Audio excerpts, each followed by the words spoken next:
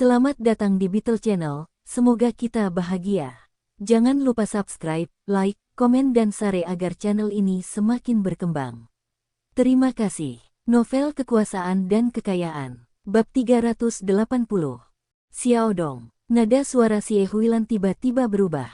Anda telah melakukan pekerjaan dengan baik tahun ini dengan Biro Keamanan Umum. Warga sipil mengirim Anda pergi dan menitikkan air mata untuk Anda adalah kesaksian terbaik Anda. Bawalah semangat ini bersama Anda ke posisi baru Anda. Bekerja keras, tetapi Anda tidak dapat menggunakan metode kekerasan yang biasa Anda lakukan di posisi baru Anda. Untuk menarik investor, Anda harus mengubah sikap kerja dan menciptakan citra baru bagi diri Anda sendiri. Apakah kamu mengerti apa yang aku katakan? Dong Suebing mengerti. Ya, saya akan mencatatnya. Oke. Pekerjaan Anda di Badan Promosi Investasi sangat berbeda dengan Biro Keamanan Publik. Baiklah, sampai jumpa malam ini. Haha, setelah membongkar barang-barangnya, Dong Suebing melihat arlojinya, dan sudah waktunya dia pergi ke sekolah pesta kabupaten. Perayaan malam ini diadakan di aula besar sekolah pesta kabupaten. Saat Dong Suebing tiba di sekolah pesta, tempat parkir sudah penuh. Dia berkeliling tempat parkir untuk mencari tempat kosong, dan staf dari sekolah partai melihatnya dan menunjuk ke bangunan lain di belakang. Dong Suebing melaju dan menemukan banyak hal di belakang gedung itu. Ada terlalu banyak orang. Dong Suebing melihat ke arah pemimpin dan staf berbagai departemen dan bertanya-tanya apakah aula tersebut dapat menampung begitu banyak orang. Oh, para petinggi ingin setiap departemen menjalankan suatu program, dan tidak ada yang berani absen hari ini. Jika setiap departemen mengirimkan 3 hingga 5 orang ke acara ini, akan ada beberapa ratus orang. Hahaha, Zeng Tua, kamu di sini juga. Su Tua, program apa yang telah disiapkan departemen Anda? Rahasia, kamu akan tahu apa yang akan mereka tampilkan nanti. Hahaha, oh, Direktur Liu, Direktur Sun, sudah lama kita tidak bertemu. Teras depan dipenuhi orang-orang yang saling menyapa. Dong Suebing merasa terlalu berisik dan memutuskan untuk memasuki aula untuk mencari tempat duduk terlebih dahulu. Tapi aulanya juga penuh. Dong Suebing melihat beberapa wajah yang dikenalnya dan menyapa mereka. Setelah itu, dia melihat Qin Yong datang. Qin Tua, jam berapa kamu datang? Dong Suebing berjalan mendekat untuk menyambutnya. Saya baru saja tiba dan sedang mencari tempat duduk saya. Jawab Qin Yong. Saya pikir ini tempat duduk gratis malam ini. Komite partai dan wali kota akan mendapat kursi yang disediakan untuk mereka dan biasanya berada di baris pertama dan kedua. Pejabat yang lebih tinggi akan duduk di depan, dan Qin Yong, sebagai wakil kepala biro, biasanya duduk di barisan tengah atau belakang. Jawab Dong Suebing. Mari kita duduk bersama di belakang. Qin Yong tertawa. Kamu harusnya duduk di depan. Bagaimana kamu bisa duduk bersamaku? Apakah kamu mengolok-olokku? Ayo pergi. Apa yang dikatakan Qin Yong benar. Dong Suebing harus duduk di barisan depan dengan posisinya. Namun Dong Suebing tidak ingin menjadi sorotan, dan dia masih belum masuk ke Badan Promosi Investasi.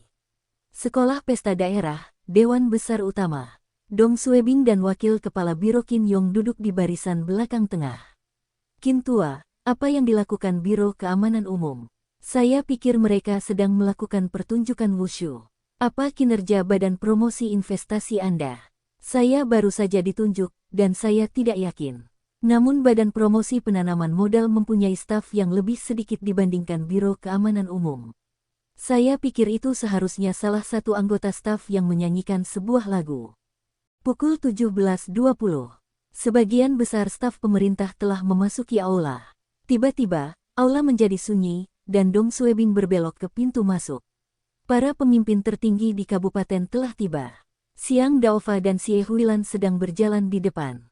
Sekretaris Partai Xiang dan Wali Kota Xie telah berpakaian hari ini, dan komunitas partai, Cao Supeng, Huang Li, Duan Zhengan, berjalan di belakang mereka. 5 hingga 6 menit kemudian, semua kursi di aula terisi. Seperti yang diharapkan Dong Suebing, tidak ada cukup kursi untuk semua orang di aula. Beberapa staf tingkat bawah yang datang terlambat harus duduk di koridor. Pembawa acara, seorang wanita paruh baya yang cantik, naik ke atas panggung dan mulai berbicara. Dong Suebing berbisik pada Qin Yong. Wanita ini terlihat sangat familiar. Dia adalah Su Jia. Qin Yong memperkenalkan. Dia adalah penyiar di stasiun TV kabupaten kami. Oh, apakah perayaan ini disiarkan langsung di kabupaten kita? Dong Suebing melihat kedua kamera di samping panggung. Qin Yong menggelengkan kepalanya. Direkam, tapi tidak disiarkan. Ini direkam untuk staf kami sendiri, dan siaran langsung perayaan tersebut di kabupaten kami adalah pada hari pertama tahun baru Imlek. Pembawa acara, Sujia, menyelesaikan kalimat pembukanya dan menyerahkan mikrofon kepada sekretaris Partai Siang. Itu adalah pidato yang biasa di mana dia memuji para staf atas kerja keras mereka, Del. Ketika dia menyadari bahwa penonton tidak terlalu antusias mendengarkan pidatonya yang membosankan, dia mengakhirinya. Sujia berterima kasih kepada Siang Daova dan mengundang wali kota Sie ke panggung untuk memberikan pidato. Sie Huilan tersenyum dan melambaikan tangannya. Saya tidak akan memberikan pidato. Mulai saja programnya. Penonton bersorak. Satu kalimat Sie Huilan mendapat sorak-sorai yang lebih nyaring dibandingkan pidato panjang Siang Daova. Siang Daova tetap tanpa ekspresi, tapi dia mengerutkan kening di dalam hatinya. Musik dimulai, dan acara malam ini dimulai. Program pertama dilakukan oleh kelompok budaya daerah. Merupakan tarian pembuka yang melibatkan lebih dari belasan orang. Para penarinya semuanya muda dan cantik, dan mereka mengenakan pakaian tradisional Han.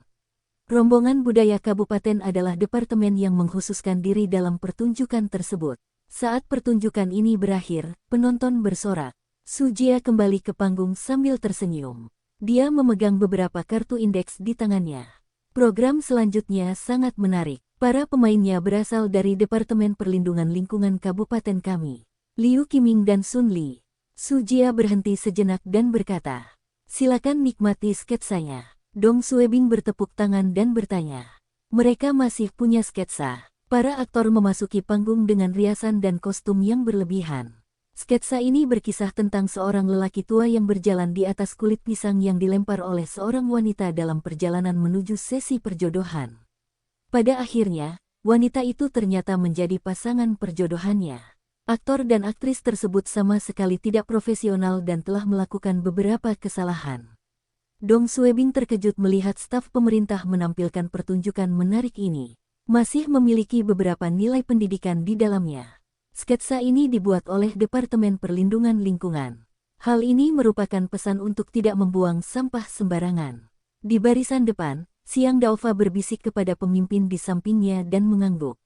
Mereka nampaknya senang dengan penampilan ini. Sebagai pemimpin, mereka tidak mempermasalahkan apakah kinerja baik atau tidak. Mereka lebih khawatir jika pertunjukan tersebut menyampaikan pesan positif.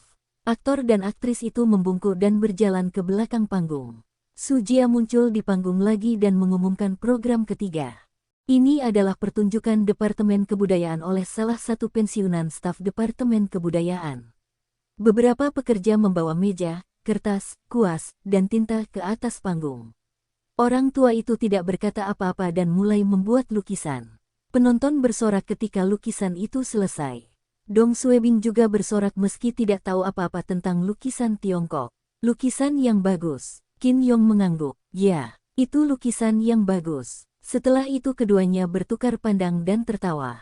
Mereka tahu keduanya tidak tahu apa-apa tentang melukis. Setelah lelaki tua itu meninggalkan panggung, Qin Yong tiba-tiba berkata, "Seharusnya giliran Biro Keamanan Umum kita. Penampilan mereka mungkin tidak sebaik penampilan sebelumnya." Beberapa petugas polisi berlari ke atas panggung dengan mengenakan seragam mereka, melakukan serangkaian gerakan wushu, dan memecahkan beberapa alat peraga seperti papan kayu, ubin, tiang, del. Seorang petugas memukul punggung petugas lainnya dengan tongkat kayu. Tiangnya putus, tapi petugas itu tidak terluka. Bagus. Dong Suebing dan Qin Yong bersorak keras. Petugas lain, yang terlatih kungfu kepala besi, memecahkan beberapa batu bata dengan kepalanya. Batu batanya pecah, dan dahi petugas itu tertutup debu. Tapi kepalanya baik-baik saja tanpa memar. Dong Suebing terkesan dengan kungfu perwira. Dia pernah menonton pertunjukan seperti itu di TV sebelumnya, dan ini adalah pertama kalinya dia melihat pertunjukan seperti itu di kehidupan nyata. Dong Suebing tertawa dan melihat ke arah Qin Yong. "Qin tua, saya tidak tahu bahwa Biro Keamanan Umum kita memiliki begitu banyak ahli seni bela diri." Qin Yong melihat ke arah Dong Suebing. Siapa yang berani mengaku ahli seni bela diri di hadapanmu? Dong Suebing menggelengkan kepalanya. Saya tidak bisa melakukan apa yang mereka lakukan. Jika batu bata itu mendarat di kepala saya akan terbunuh atau lumpuh. Baiklah, jangan rendah hati. Qin Yong tertawa. Semua orang di biro tidak. Semua orang di Kabupaten Yantai tahu bahwa Anda telah berperang melawan harimau Siberia. Dia berbalik menuju panggung. Kungfu mereka mungkin bagus, tapi dibandingkan denganmu, mereka jauh tertinggal. Memiliki seni bela diri dan pertarungan itu berbeda. Keempat petugas itu mungkin bukan tandinganmu jika mereka melawanmu bersama-sama. Dong Suebing tertawa. Saudara Qin, jangan terlalu menganggapku tinggi. Kamu membuatku stres. Hahaha, bukan hanya aku yang berpikiran seperti ini. Anda telah menantang puluhan sabuk hitam taekwondo, sabuk merah, sabuk biru, tanpa terluka. Siapa lagi yang sebaik Anda dalam hal pertarungan? Saudara Dong, sejujurnya, saya sangat terkesan dengan kemampuan bertarung Anda. Mari kita mengadakan sesi perdebatan persahabatan suatu hari nanti. Saat Dong Suebing dan Qin Yong mengobrol, penampilan Biro Keamanan Umum berakhir. Penonton bertepuk tangan dan bersorak. Para pemimpin yang duduk di depan tersenyum. Xiang Daofa juga tidak menyangka pegawai pemerintah bisa menampilkan pertunjukan seperti itu. Beberapa pertunjukan berikutnya adalah menyanyi dan menari. Dong Suebing memperhatikan beberapa pekerja dan staf di belakang panggung berjalan keluar dari belakang panggung. Mereka sepertinya sedang mencari seseorang. Tiba-tiba, Dong Suebing melihat layar ponselnya menyala. Dia mengeluarkan ponselnya dan melihat lebih dari selusin panggilan tidak terjawab dari 2 hingga 3 nomor. Aula besar terlalu berisik, dan Dong Suebing tidak menyadari teleponnya berdering. Siapa yang sangat mencariku? Dong Suebing membalas teleponnya. Halo, saya Dong Suebing. Siapa ini?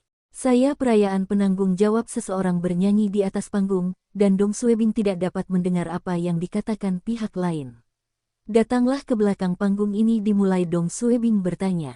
Apa yang dimulai? Bisakah kamu berbicara lebih keras? Program-programmu dimulai. Dong Suebing mendengar ini dan bertanya. Apakah kamu staf perayaan? Apakah Anda melakukan kesalahan? Apa yang Anda maksud dengan program saya? Kapan saya mendaftar untuk pertunjukan apapun? Halo, halo. Sinyalnya tidak kuat, dan salurannya terputus. Qin Yong mendengar Dong Suebing. Apakah mereka melakukan kesalahan? Semua pertunjukan dilaporkan oleh berbagai departemen. Mungkin ada kesalahan. Dong Suebing mengerutkan kening. Kalaupun ada kesalahan, nama saya tidak boleh dicantumkan sebagai salah satu pengisi acara. Periksa lagi dengan mereka. Saat Dong Suebing hendak pergi ke belakang panggung, lagunya berakhir. Su Jia naik ke panggung lagi dan berkata, kinerja selanjutnya adalah Badan Promosi Penanaman Modal. Penampilnya adalah Su Jia berhenti sejenak dan tersenyum. Dong Suebing, kepala Dong, dari Badan Promosi Investasi. Wajah Dong Suebing langsung berubah saat mendengar pengumuman itu. Memecah batu bata dengan satu tangan. Pelakunya adalah Kepala Badan Promosi Investasi Dong Suebing. Setelah pembawa acara, Su Jia menyelesaikan kalimatnya, para penonton mulai berbisik di antara mereka sendiri. Pertunjukan ini terlalu mendadak. Setiap orang yang hadir adalah pemimpin dalam pemerintahan daerah. Ketika mereka mendengar Dong Suebing akan mewakili Badan Promosi Investasi untuk memecahkan batu bata dengan satu tangan, banyak orang mengerutkan kening. Tapi orang-orang dari Biro Keamanan Umum bersorak. Mereka semua sangat antusias menyaksikan penampilan Dong Suebing. Tepuk-tepuk-tepuk, penonton mulai bertepuk tangan. Dong Suebing masih duduk di kursinya dan tidak bergerak. Xie Huilan tersenyum dan menikmati pertunjukannya. Namun setelah Su Jia mengumumkan nama pemainnya, dia sedikit mengernyit dan menoleh ke arah Direktur Kantor Pemerintah Kabupaten Yaoyi.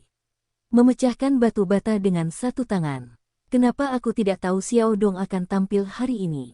Yaoyi menjawab dengan lembut. Saya juga tidak yakin. Namanya tidak tercantum sebagai salah satu pengisi acara kemarin saat saya memeriksa daftar programnya. Xiang Daofa mengangkat alisnya dan membisikkan sesuatu kepada Kepala Departemen Publisitas, Chen Tongbing. Setelah menunggu beberapa saat, dan tidak ada yang muncul di atas panggung, penonton mulai mencari Dong Suebing. Xie Huilan, Xiang Daofa, dan pemimpin lainnya juga berbalik untuk mencari Dong Suebing. Xie Huilan dan Xiang Daofa langsung mengerti apa yang terjadi saat mereka melihat wajah muram Dong Suebing. Dong Suebing belum mendaftarkan pertunjukan ini, dan dia belum siap. Penanggung jawab pertunjukan melihat ekspresi Dong Suebing dan terkejut. Dia segera memanggil asistennya dan berteriak, "Apa yang sedang kamu lakukan? Apa yang salah dengan kinerja Kepala Dong?" Jawab asisten itu ditambahkan tadi malam. Siapa yang mendaftarkan pertunjukan ini? Mengapa Kepala Dong tidak menyadarinya? Itu dari Badan Promosi Investasi. Saya pikir penanggung jawab berteriak dengan marah. Mengapa Anda tidak menelepon Kepala Dong untuk memastikan pertunjukannya? Hah, apakah Anda memeriksa apa yang dia lakukan? Anda menambahkan pertunjukan ini hanya karena seseorang memberi tahu Anda. Apakah kamu punya otak? Jawab asisten itu. Bagaimana saya bisa memeriksa program dengan seseorang setingkat Kepala Dong? Apa yang harus kita lakukan sekarang? Penanggung jawab mondar-mandir dan memesan. Mulai musiknya, pindahkan batu batanya. Tapi kata asisten itu, pergi saja. Penanggung jawab hanya bisa berharap Dong Suebing dapat melakukan ini. Asisten dengan cepat berlari keluar untuk melaksanakan perintah. Penanggung jawab tahu itu bukan kesalahan asistennya. Ketika departemen memberitahu mereka tentang kinerja mereka, mereka akan berlatih bersama. Namun penanggung jawab dan asistennya tetap perlu memeriksa kinerja terlebih dahulu. Jika tidak, para pemainnya mungkin akan menampilkan pertunjukan yang membosankan dan merusak malam itu. Namun, Badan Promosi Investasi telah menginformasikan bahwa Chief Dong akan tampil. Pada level Dong Suebing, tidak pantas untuk menanyakan kinerja. Ini adalah kesalahan besar. Dong Suebing tidak tahu dia seharusnya tampil hari ini. Kepala Dong adalah kepala Badan Promosi Investasi, dan dia tidak akan lupa bahwa dia harus tampil. Hal ini akan membahayakan kariernya, karena sekretaris Partai Xiang dan para pemimpin daerah lainnya menganggap serius perayaan ini. Mereka bahkan sudah mengeluarkan perintah resmi untuk pertunjukan malam ini. Dari ekspresi Kepala Dong, semua orang tahu dia sudah dijebak. Qin Yong bertanya dengan cemas. Apakah itu Meng Xianglin? Selain dia, siapa lagi yang bisa melakukannya?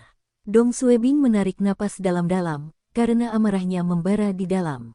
Meng Xianglin, mantan kepala Badan Promosi Investasi, terpaksa pensiun karena stroke akibat insiden lift.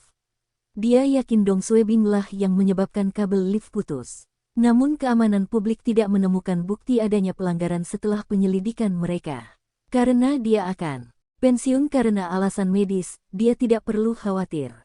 Sebelum meninggalkan kantornya, dia diam-diam mendaftarkan nama Dong Suebing sebagai salah satu artis untuk membuatnya mempermalukan dirinya sendiri. Pasti ini dia, tua ini. Musik dimulai, tetapi pemain utamanya, Dong Suebing, masih duduk di antara penonton.